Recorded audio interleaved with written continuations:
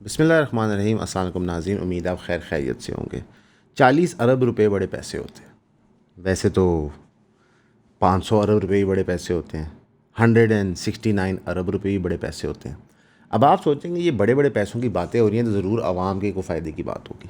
बिल्कुल आवाम का फ़ायदा है इसके अंदर, लेकिन एक होता है DGPR, उसका बजट होता है 10 अरब, 12 अरब, 14 अरब। हम ज़्यादा स्पेकुलेट नहीं करते, पीका लग जाता है, ठीक है। और फिर एक ब्रांडिंग होती है जो फॉर लाइफ हो जाती है, जो आप आवाम का पैसा खर्च करते हैं और पक्का आपका रबर स्टैंप लग जाता है। मैं कई दफ़ा सोचता हूँ कि नवाज शरीफ साहब की ज़िंदगी का सबसे बड़ा रिग्रेट होगा वो ये नहीं होगा कि मैंने जनरल मुशर्रफ को चीफ़ क्यों लगाया, वो ये नहीं होगा कि मुझे 2016-17 में निकाला क्यों था, वो ये नहीं होगा कि अभी जो मैं डील करके आया हूँ तो मेरी पॉलिटिक्स डेड हो गई है। उनका लाइफ का सबसे बड़ा रिग्रेट हुआ कि मोटरवे मेरे नाम की नहीं, नवाज शरीफ के नाम की मोटरवे क्यों नहीं है। अच्छा, ये मैं स्पेकुलेट नहीं कर रहा। जिस तरह बेनज़ीर साहिबा के नाम जो भी चीज़ हो रही है वो तो शहीद हो चुकी हैं, उनके तो कंट्रोल में नहीं है। या जुल्फ़िकार अली भुट्टो के नाम होता है, या हम खुशी से फातिमा जिन्ना साहिबा के नाम है, वो तो उनके कंट्रोल में नहीं है। लेकिन एक लिविंग बंदा जिसकी बेटी CM हो, भाई PM हो, जब उसके नाम चीज़ें होना शुरू हो जाएं तो फिर ऐसा तासुर मिलता है कि शायद कुछ रजामंदी है। अब एक सेंटर ऑफ एकेडमिक लीडरशिप बन रहा है, ये आपने याद रखना है, सेंटर ऑफ एकेडमिक लीडरशिप। इसका मतलब क्या है वी डोंट नो। इसमें बच्चे कहाँ से आएंगे, क्योंकि पाकिस्तान में एंड पंजाब में just like the rest of Pakistan primary to secondary drop out सबसे ज़्यादा है। उस पर पैसा नहीं लगाना, लेकिन हम बनाएंगे सेंटर ऑफ एकेडमिक लीडरशिप। जो गिने चुने बच्चे होते हैं जिनके माँ बाप एक्स्ट्रा पैसे खर्च करते हैं, उनको ट्यूशनें पढ़ाते हैं, उनको कोकरियल एक्टिविटीज़ कराते हैं, खुद स्पोर्ट्स खिलाते हैं, क्योंकि सिस्टम तो है नहीं कोई ऐसा कि जो उन्हें करवाए। उनको चुनेंगे, वहाँ पे लेके जाएंगे, उनको अपने एकेडमिक लीडरशिप के सेंटर में बिठाएंगे और बताएंगे कि देखिए प्रोडक्ट हमारे पंजाब का। इसका नाम है Maryam centre of academic leadership, ताकि 10 साल बाद 20 साल बाद क्रेडिट क्लेम हो सके। Nawaz Sharif institute of cancer treatment and research, और उसके अलावा नवाज शरीफ मेडिकल डिस्ट्रिक्ट। ये इस लेवल पे काम पहुंच गया अब कि जो फिगर्स हैं वो माइंड बॉगलिंग है। यानी कि 170 अरब रुपया पाकिस्तान की आवाम ने दिया, वो सारा पैसा नवाज शरीफ मेडिकल डिस्ट्रिक्ट पे लगेगा। वैसे अगर हम सरकारी प्रोजेक्ट्स देखें जो सरकार बनाती है करती है, उनके रिज़ल्ट देखें तो इतने अच्छे नहीं है। सुथरा पंजाब को 2 साल हुए हैं, मशीनें गाड़ियाँ गलना शुरू हो गई हैं। वैसे सुथरा पंजाब में जब हमने सारा पंजाब साफ़ करना था, वासा मैन करना था, पॉट होल्स कवर करने थे जो गटर होते हैं, जो हमने बैठ के यहाँ से कराची का मजाक उड़ाया था एज नून लीग पॉलिटिशियंस, तो कल एक और बच्चा सुंदर वाले एरिया में ओपन गटर में गिर के फौत हो गया। अच्छा, रेस्क्यू 1122 मौके पे नहीं, फैमिली ने उसको खुद निकाला, खुद अस्पताल पहुँचाया, ट्रीटमेंट करवाए। तो सरकार की जो करंट रिकॉर्ड है प्रोजेक्ट्स का, अगर उन्हें देखा जाए तो ये 170 अरब रुपया हम किन के हाथों में दे रहे हैं। चले हम PKLI की बात कर लेते हैं, हम मेडिकल वैसे मेडिकल कर लेते हैं। PKLI की जो कंडीशन है, जितना पैसा उस पर लगा है, ये जस्टिफाइबल है कि नहीं। मतलब मैं प्राइवेट चैरिटेबल अस्पताल जानता हूँ जो PKLI से बेहतर है। कानून आपने ऐसे बनाया हुआ है कि अगर कोई भी बंदा पाकिस्तान के अंदर, कोई भी जैसे हॉस्पिटल ओनर है, वो कोई लेटेस्ट मशीनरी या टेक्नोलॉजी मंगवाता है तो उसको वो गवर्नमेंट के साथ शेयर करनी पड़ती है, तब वो अपने अस्पताल में रखता है। तो चलो आपके पास मशीनें थोड़ी सी लेटेस्ट हो जाती हैं जनरल अस्पताल में, चिल्ड्रन अस्पताल में, PKLI के अंदर। लेकिन जो सर्विस वहाँ आप दे रहे हैं, जिस तरह आप दे रहे हैं, जो लोगों को आप जलील और रुस्वा कर रहे हैं, तो चंद सालों में वो भी गंगा राम की तरह हो जाएगा।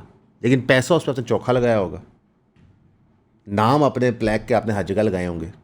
मतलब मुझे वो टाइम याद है 90s अर्ली 2000s में, जब हस्पताल या बिल्डिंग किसी पुराने लीडर के नाम होती थी या किसी इलाके के नाम होती थी और उस पर तख्ती लगती थी, इनाग्रेटेड बाय फ़लाँ फ़लाँ, मेड बाय फ़लाँ फ़लाँ। अब तो पूरे के पूरे हस्पताल ही इस ब्रांडिंग के आगे। अभी पंजाब का बजट कल है, इस पर डीप डाइव हम इंशाल्लाह शाम तक करेंगे। हम मोस्ट प्रॉब्ली महर में रोज़ आज एक और पॉडकास्ट रिकॉर्ड कराएंगे पंजाब बजट पे, और हम इंशाल्लाह कोशिश करेंगे KP बजट पे भी करें, सिंध पे भी करें। बलूचिस्तान का मैटर नहीं करता, क्योंकि वो तो डॉक्यूमेंट्स ही नहीं देते कि हम बजट का कर क्या रहे हैं, उनकी तो प्रोग्रेस रिपोर्ट्स ही नहीं होती आपके पास। एक बार उनका भी करने की कोशिश करेंगे। लेकिन जिस लेवल पे अब ये प्रोपेगेंडा और ओपन आप समझें अपनी ज़ाती तशहीर आ गई है एट पब्लिक एक्सपेंस, ये काफ़ी खौफनाक है। एजुकेशन जो हमारे मुल्क का, हमारी कौम का सबसे बड़ा इशू है, उसके लिए पंजाब गवर्नमेंट ने 750 अरब रुपया रखा है, जिसमें से 40 अरब एकेडमिक लीडरशिप के सेंटर में जा रहा है। आईटी लैब्स इन कॉलेजेस पे ऊपर 6.9 अरब जा रहा है। STEM laboratories and Nawaz Sharif centres of excellence fund होंगे। अगेन मरीम साहिबा के भी हैं, नवाज शरीफ के अपने। ऑटिज़म स्कूल्स हर डिवीज़न में प्लान हुए हैं। ये अच्छी चीज़ है। ऑटिज़म की स्कूल्स हमारे पास नहीं थे, बच्चों को ये प्रॉब्लम्स होती हैं, स्पेक्ट्रम पे होते हैं। लेकिन जो आप ऑटिज़म स्कूल्स बना रहे हैं हर डिवीज़न में, क्या आप हर डिवीज़न में प्राइवेटाइजेशन ऑफ स्कूल्स नहीं कर रहे?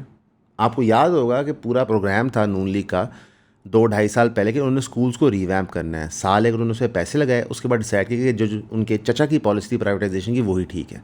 उसके बाद उसी कहाँ पर चले गए। 1,10,000 लैपटॉप तकसीम होने हैं और होनहार स्कॉलरशिप प्रोग्राम के अंदर गालबन पिछले साल 1,08,000 स्टूडेंट बेनिफिशियरी थे, अब शायद और भी होने। कहाँ हैं ये लोग? आज तक हमें समझ नहीं आया। तो बुनियादी तौर पे हमारी गवर्नमेंट दो चीज़ें कर रही हैं, सिर्फ एजुकेशन के तरह समझाता हूँ। एक, जो प्राइमरी लेवल के स्कूल्स हैं और सेकेंडरी लेवल के स्कूल उनको प्राइवेटाइज कर रही है। जो ऊपर वाला फ्रफ है, the cream, the best of the best, उनके लिए यूनिक आप समझो यूनिकॉर्न्स खड़े कर रही है ताकि वो एडवांटेज ले सकें। ऑन मैस आपके एजुकेशन पे पैसा नहीं स्पेंड हो रहा और ना ही ऐसा कोई प्रोग्राम है। यानी कि हमने वही एलीट कैप्चर माइंडसेट जो हमारे सियासतदानों का है, वो अब हमने अपने बजट में ट्रांसफ़र कर दिया है कि चंद लोगों को पढ़ाओ, उनको बाहर भेज दो, ठीक है, उनको यूनिक स्कॉलरशिप्स दिलवा दो, बाकी लोगों को सारों को सेकेंडरी फेल ही रखो, ताकि वो हमारी फैक्ट्रियों में, हमारी दुकानों में, हमारे घरों के अंदर, हमारे खेतों के अंदर एज़ मुलाजिम काम करते रहे। अच्छा, मज़े की बात है जो मरीम साहिबा कर रही है, इसमें कोई चीज़ यूनिक नहीं है, ये पहले भी होता रहा है। मसलन आपकी अजम्पशन ये होगी कि सरकार लैपटॉप बांट रही है तो उसका कोई पर्पज़ होगा। शबाशी साहब ने भी लैपटॉप बांटे, उससे पहले वो गाड़ियाँ भी बांट चुके थे, वो जो कैब सर्विस थी कि सारे टैक्सियाँ चलाएँगे, ठीक है, वो तो पूरी प्रोपेगेंडा वीडियो थी, अपने भाई को उठा के चला रहे थे। तो अब दोबारा लैपटॉप बांट रहे हैं, इसका रिजल्ट कोई नहीं आ रहा। सिर्फ ये कि हफीज़ सेंटर में चंद माह के लिए लैपटॉपों के रेट गिर जाते हैं कि वो सारे लैपटॉप दोबारा मार्केट में बिकने आ जाते हैं, या वो प्राइम मिनिस्टर यूथ प्रोग्राम के बैग होते हैं जो आपको हर जगह देखने को मिलते हैं, वो बिक जाते हैं। इसके अलावा कोई होता नहीं। अब वो जितनी टैक्सियाँ थी वो सारी रीपेंट हो गई। वो पहले काली और पीली होती थी, ठीक है, वो सारी हमारे अपने प्रॉपर्टी के दफ्तर में एक लड़का था, उसने अप्लाई की, उसको मिल गई प्रॉपर्टी का, वो काम करता था, वो उसको चलाए फिरता था। बाद उसने रीपेंट कर उसको भेज दिया। बुलान थी उसकी, मेरे ख्याल है सुजुकी बुलान थी। तो अभी भी यही चल रहा है। तो हमारे पैसे का बेहतरीन इस्तेमाल हो रहा है और मैं कोई चीज़ नहीं सुनूंगा इसके ख़िलाफ़।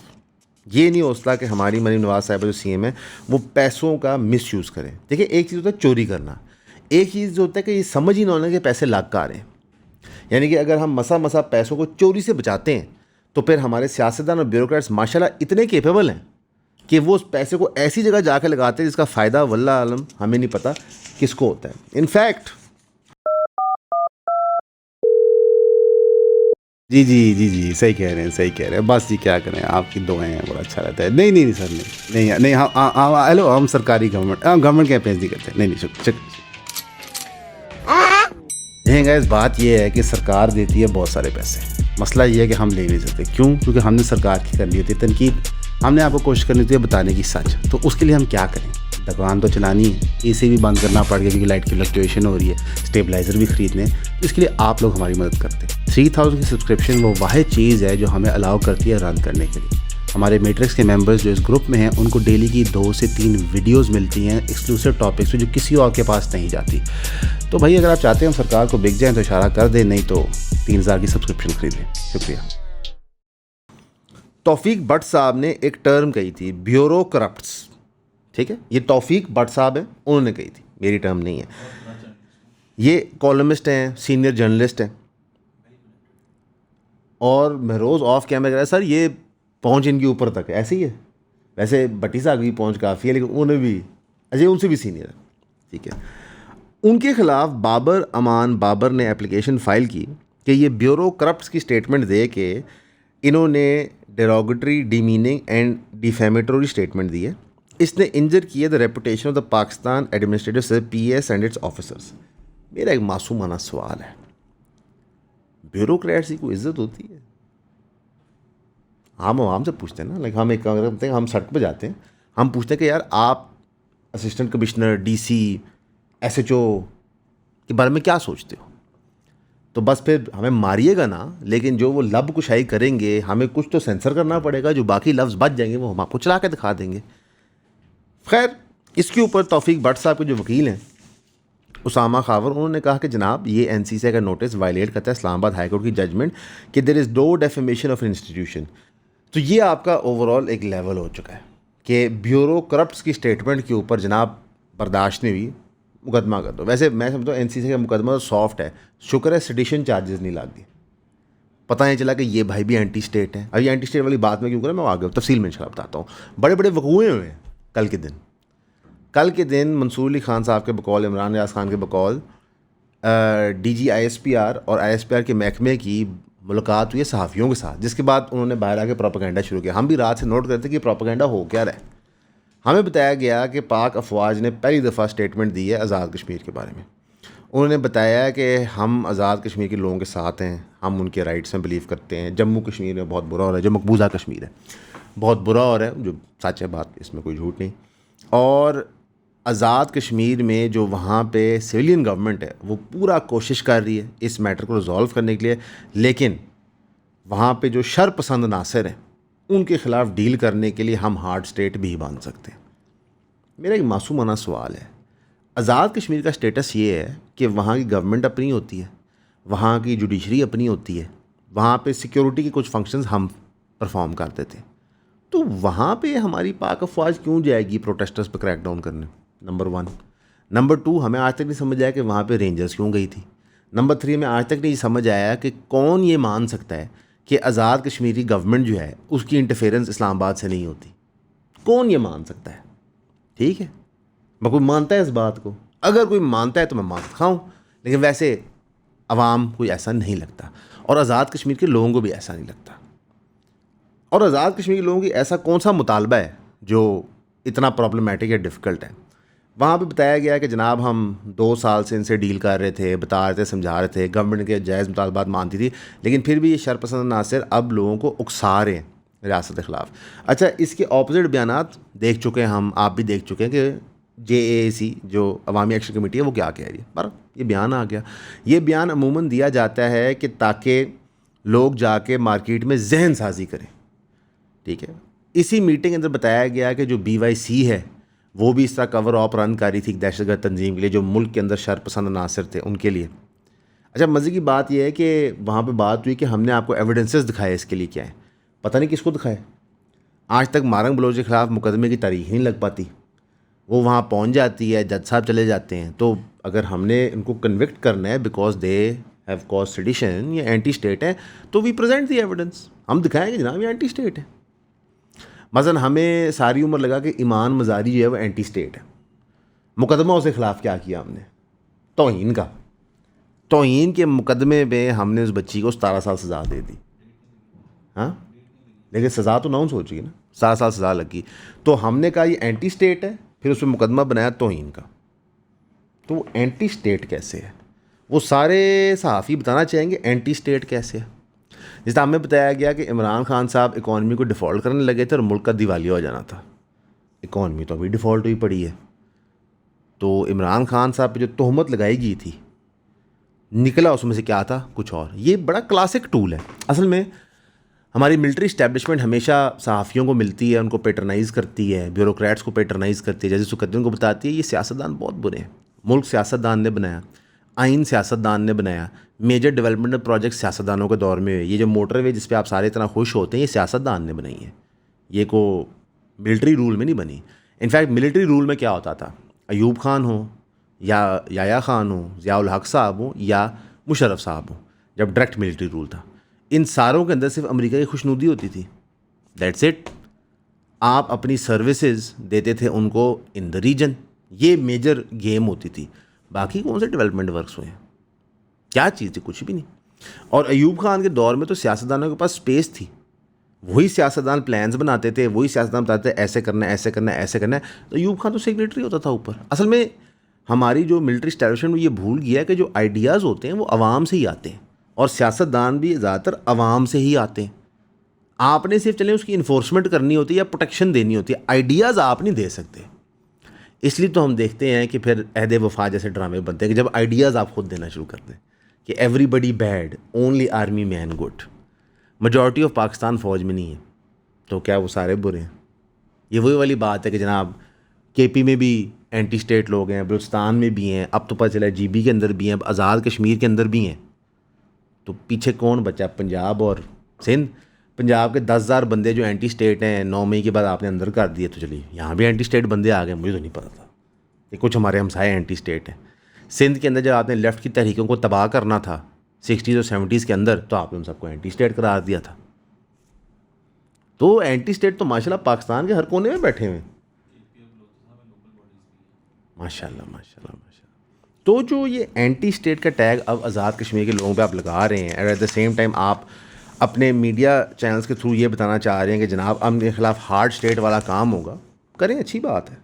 होता क्या है कि अल्लाह डांगा नाल नहीं मारता, पुट्ठी मत दे के मारता है।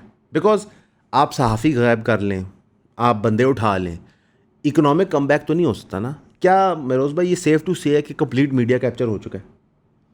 ठीक है, इकॉनमी बेहतर होगी? नहीं। ओके। जो हार्श रियलिटी है कि हमारे बजट्स के अंदर भी कोई रिलीफ सिस्टम नहीं था। पंजाब के अंदर उन्होंने जो अपने रेवेन्यू टारगेट्स रखे हैं उसका मेजॉरिटी उन्होंने कहाँ से लेना है? टैक्सेशन से। जो इंक्रीज़ उन्होंने टारगेट्स रखे हैं, तकरीबन आप समझें कि 40% से ज़ायद कैपेसिटी इंक्रीज़ होगी आपके पीआरए की, तो ये टैक्सेस जाके इकट्ठे होंगे। नया टैक्स कोई नहीं लगाया तो होगा क्या? लार्ज स्केल पे क्रैकडाउन्स होंगे।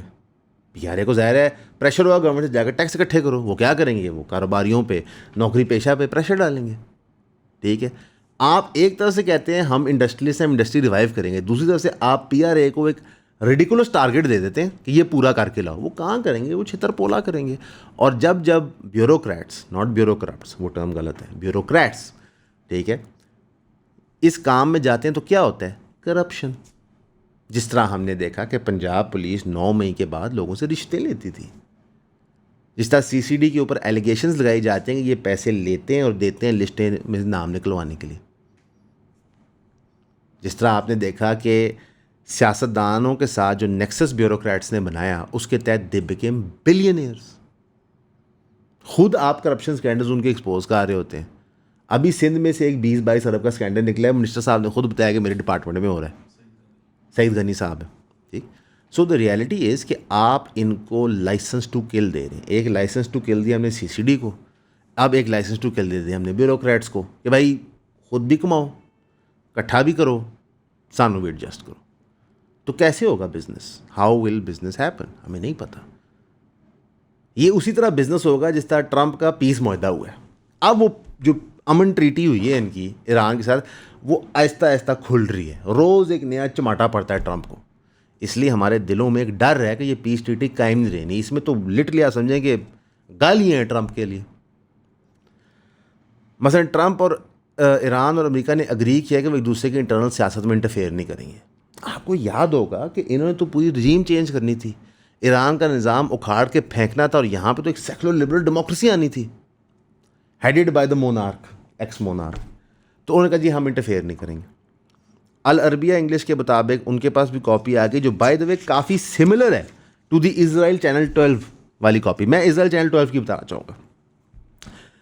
Iran, the United States and their allies would stop hostilities including in Lebanon. यानी कि अमेरिका का ally Israel stop hostilities in Lebanon.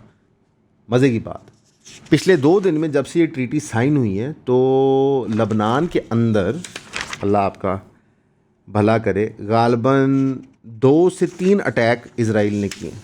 अब इससे तो पीछे हटना पड़ेगा। ये इजराइल का चैनल 12 बता रहा है। ठीक है, ईरान ने रीअफर्म की अपनी commitment not to development required nuclear weapons. ये वो वॉर से पहले भी कहते थे। United States and Iran are committed to resolving the issue of removing Iran uranium stockpile. यानी अभी फैसला नहीं होगा स्टॉक पाइल रिमूव कैसे होना है, पर कमिटमेंट है कि हम इसको रिजॉल्व कर लेंगे। ठीक है, 60 दिनों में गालबन। यूनाइटेड स्टेट्स एंड ईरान वो डिस्कस इनरिचमेंट ईरान न्यूक्लियर, यानी कि ईरान की जो न्यूक्लियर एनर्जी नीड्स हैं उसको डिस्कस किया जाएगा, ये भी अगले 60 दिन में होगा। Iran would maintain the status quo in its nuclear programme as long as negotiation continue, कि जब तक नेगोशिएशन हैं तो ईरान अगर इनरिचमेंट कर रहा है तो करता रहेगा। अगर ईरान अमेरिकन इंटेलिजेंस के मुताबिक न्यूक्लियर बम बना रहा है तो वो बनाता रहेगा। कमाल की डील है वैसे।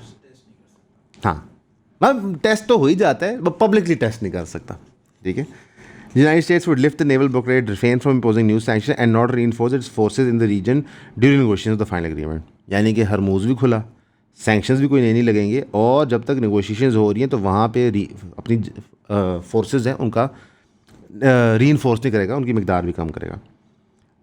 ईरान इंश्योर करेगा safe passage for commercial vehicles through the strait of Hormuz free of charge for 60 days. उसके बाद चार्ज है, वो हमने कल बताया था। United States committed to making frozen Iran as will for use once the memorandum of understanding is implemented, यानी कि जब ये मेमोरेंडम इन इफेक्ट आ जाएगा, जो ये साइन हो रहा है जिनीवा को 18 को या 19 को, फ्राइडे 19 को, तो ये अफेक्ट में आ जाएगा। If a final agreement is reached, the United states withdraw it's forces with in 30 days and cancel all sanctions on Iran.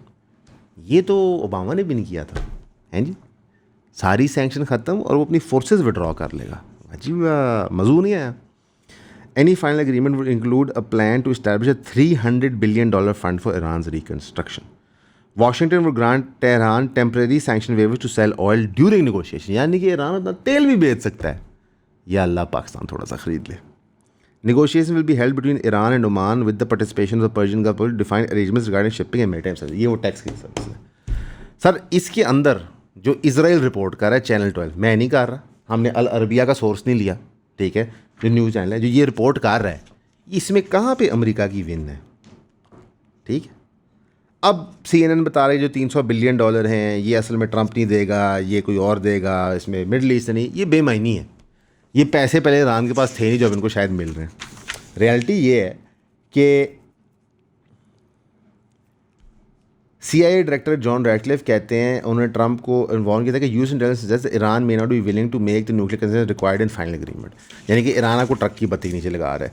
However at the same time US intelligence now believe, ये CNN ने report किया, Iran has demonstrated that can effectively close the strait of Hormuz whenever it chooses, giving Tehran a powerful new source of leverage over the global economy. और हमारी भी understanding है कि Iran ने जो ये करेज दिखाई है, जो उन्होंने एक जंग लड़ी है अपने लिए, अपने एलाइज़ के लिए, गज़ा के लोगों के लिए, उसके अंदर उन्होंने एक नया लेवरेज हासिल कर लिया। तो इतनी बड़ी शिकस्त इज़राइल की, इतनी बड़ी शिकस्त अमेरिका की, कितनी देर इनको रास आएगी। अगर हम इनके हिस्टोरिकल एनिमीज़ देखें, अगर हम क्यूबा की मिसाल दें कि बे ऑफ पिग्स के बाद से लेके जब तक फिडेल फौत नहीं हो गया, अमेरिका उसको मारने की ही कोशिश कर रहा था, क्यूबा में नुकसान पहुँचाने की ही कोशिश कर रहा था। ज़ाहिर है आप जब ग्लोबल पोजीशन नंबर 1 पे होते हैं तो जब आपको चपेट पटती है तो आप आर्जी रिट्रीट ज़रूर करते हैं, गायब नहीं होते रीजन से। हमारे इंटीरियर मिनिस्टर साहब ने भी इसे प्रेस कॉन्फ्रेंस की, उन्होंने प्रोपेगेंडा ही करना था, उन्होंने माशाल्लाह किया प्रोपेगेंडा। मोहसिन नकवी साहब ने उन्होंने कहा जी एक वक्त तो मुज़ाकरात के अंदर तनाव पैदा हो गया था और लग रहा था 1.5 घंटे में जंग हो जाएगी, तो वहाँ पे फील्ड मार्शल आसिम मुनीर साहब बोले एंड वो जो ईरानियंस थे वो घबरा गए। पता नहीं हम ये बातें क्यों करते हैं। रियलिटी ये है कि पाकिस्तान एक अच्छा किरदार अदा किया, सऊदी अरेबिया को कंट्रोल किया, सऊदी अरेबिया ने अच्छा किरदार अदा किया, कतर ने किया, टर्की ने किया, ईरान ने बाकायदा वो जंग लड़ी और जो रिज़ल्ट आ रहा है उसमें वो जंग जीते। ठीक, तो जिस तरह ट्रंप साहब हमें बेवकूफ़ बना रहे हैं, उस तरह माशाल्लाह हमारे सियासतदान भी बना रहे हैं। अब आज़ाद कश्मीर के लोगों को और जॉइंट अवामी एक्शन कमेटी को पाक अफवाज ने भी पैगाम भेजा कि जनाब हम हार्ड स्टेट भी बन के दिखा सकते हैं आपको। तो सारी उम्र हम थू थू करते थे इंडिया पे कि उन्होंने मकबूजा कश्मीर में जुल्म और बर्बरियत कर रहे हैं, हमारी स्टेट अब लगता है टुली हुई है कि हम भी ये करें। अल्लाह ना करे ऐसा हो जनाब। 40% से ज़ायद फ़ौज के अंदर लोग कश्मीरी हैं बाय एथनिसिटी, वो तो आपके स्टेट का इंटेग्रल हिस्सा है। तो मेरा ये ख्याल है कि the time of hard state ख़त्म हो गया है, एक्चुअली कभी था ही नहीं। ठीक है, फ़ौज हार्ड होनी चाहिए, स्टेट हार्ड नहीं होता, स्टेट ने सबको लेके चलना होता है। और पाकिस्तान के अंदर प्रॉब्लम ही है, चाहे वो सियासतदान हो, चाहे वो फ़ौज हो, चाहे वो आपकी जुडिशरी ब्यूरोक्रेट्स हों, चाहे आपके सोशल मीडिया इन्फ्लुएंस हो, सारे एक हार्ड लाइन लेके बैठे होते हैं। ठीक है, अच्छा वैसे इस मुज़ाकरात में जो सहाफ़ियों और DGS पर साहब के साथ गालबन हुई थी, जो इमरान रियाज खान और मंसूर खान साहब बताए, उसमें अफगानिस्तान भी डिस्कस हुआ था, जहाँ बताया गया था अफगानिस्तान वाले तो बहुत बुरे हैं, ओके, वो इतने बुरे थे तो हम उन्हें हेल्प क्यों कर रहे थे? अफ़गान तालिबान को हम हेल्प क्यों कर रहे थे? और जो अफ़गान तालिबान आज बातें कर रहा है वो तो 90s में भी करता था, तो हमने उनकी तब हेल्प क्यों की थी? देखिए, आप एक स्ट्रेटेजिक डेप्थ के इशू को मॉरल क्वेश्चन ना दें। हमें कोई प्रॉब्लम नहीं अगर हमारी अफवाज जो है वो जाके अफ़गानिस्तान से जंग लड़ती है, अपने बॉर्डर का दिफा करना चाहिए, बिल्कुल करना चाहिए, लेकिन इसको ये मॉरल ढांचा ना पहनाएं, इसके ऊपर ये प्रोपेगेंडा ना करें कि जनाब वो फितनतल ये हैं, वो ये क्या बातें कर रहे हैं आप? ये तो धुरिंदर व टाइप चीज़ें हैं। भाई वो दुश्मन है क्योंकि वो हमें मार रहे, ख़त्म, हम आपके साथ हैं, अल्लाह खैर सल्ला। कोई रॉकेट साइंस पे नहीं जा। अच्छा, इस पे बहुत सारे दानश्वर कहते हैं, कुछ हमारे दोस्त भी हैं ये बात करते हैं कि जनाब असल में आपको आइडिया ही नहीं है जो ब्रेन वॉशिंग टीटीपी करता है। टीटीपी ब्रेन वॉशिंग क्यों कर सकता है, कभी सोचा है? मैं बताता हूँ। ये मुशर्रफ साहब ने जब अमेरिका कहा था करो ड्रोन स्ट्राइक के, सवाल जो अभी कोई नहीं, तो एक दहशतगर्द को मारने के लिए आप 50-50 बच्चे ज़ाया करते थे। तो हमें ग्रो अप कर लेना चाहिए, हमारी रियासत को मच्योर करना चाहिए, हमारे लोगों को मच्योर करना चाहिए। असल में रियासत मच्योर होएगी तो लोगों को गुंजाइश मिलेगी कि मच्योर हैं, प्रॉब्लम्स इतनी ब्लैक एंड वाइट नहीं होती। स्ट्रेटेजिक डेप्थ हम सब समझते हैं। हमारे लिए दुआ कीजिएगा, हम आपके लिए भी करेंगे हमेशा की तरह। आपका सुनने का शुक्रिया।